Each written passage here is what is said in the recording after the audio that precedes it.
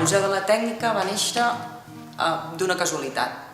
El senyor Pere Pedrosa va sortir un diumenge al matí, se'n va anar per Figueres i en aquells moments a la plaça del Gra, i el primer diumenge de cada mes hi havia com una fira de brocantes o d'antiguitats i de peces així com un mercat petit, i ell va trobar una màquina d'escriure, la va agafar, la va comprar, la va portar a casa i es va passar tota la tarda mirant-se-la, netejant-la, desmuntant-la, mirant com funcionava, i llavors buscava llibres, aviam aquella màquina de quina nacionalitat era, qui l'havia inventat, i no se'n va donar compte i es va passar tota una tarda sense anar a treballar. I aquí li va néixer una afició que ha acabat sent una passió. Tots els objectes que ell ha buscat sempre tenen un punt, un comú denominador, que és la mecànica. A ell sempre li han agradat la mecànica dels objectes, que facin alguna cosa.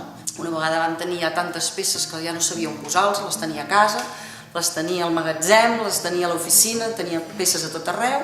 Vàrem considerar que en aquest edifici on estem ara, que havia estat la primera seu de l'empresa, de reformar-la i reformar-ho en un museu.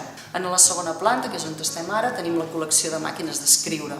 La màquina d'escriure és l'alma mater de la col·lecció, és on va començar, és allà on tenim les peces de més valor i és allà on hi destinem més esforços en aquests moments. En la primera planta tenim la col·lecció de màquines de cosir i tenim també la dels rellotges. Els rellotges són Comtois, són rellotges francesos d'una zona de França que es diu Comte Moré, i tots tenen una particularitat, que és que tenen un homenet, un autòmata en el pèndol. El moviment propi del pèndol i un doble moviment d'aquest autòmata. Això els fa mecànicament molt valuosos i molt importants. Les màquines de cosir són... La primera màquina de cosir era del 1830 i nosaltres col·leccionem des de la primera fins a les famoses Singer. I nosaltres ens hem dedicat a col·leccionar des del 1830 fins més o menys al 1910-1920, que seria quan introdueix Singer la màquina de cosir en el mercat. I a la planta baixa trobem el que en diem les microcol·leccions. La col·lecció de telèfons, la col·lecció d'estufes, la col·lecció de guies Michelin, tenim la col·lecció de planxes, de gramòfons, de ràdios, col·leccions d'eines, molts objectes que ens trobem en la primera planta que potser només n'hi ha un, perquè no se'n van fabricar massivament. Des de mitjans del segle XIX fins als inicis de la popularització de la informàtica, tot el que hi ha aquí al museu tampoc ha canviat tant.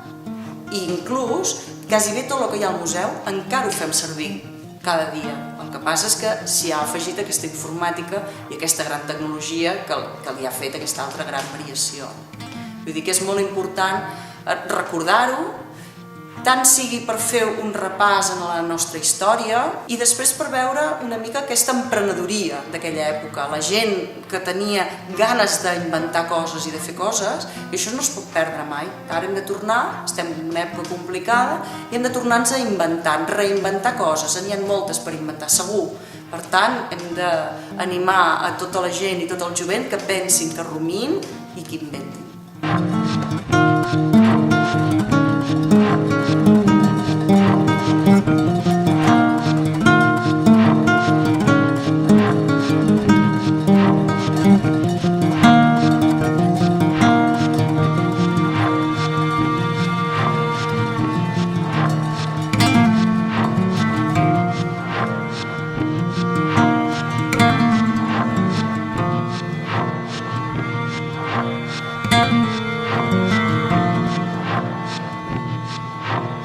Thank you.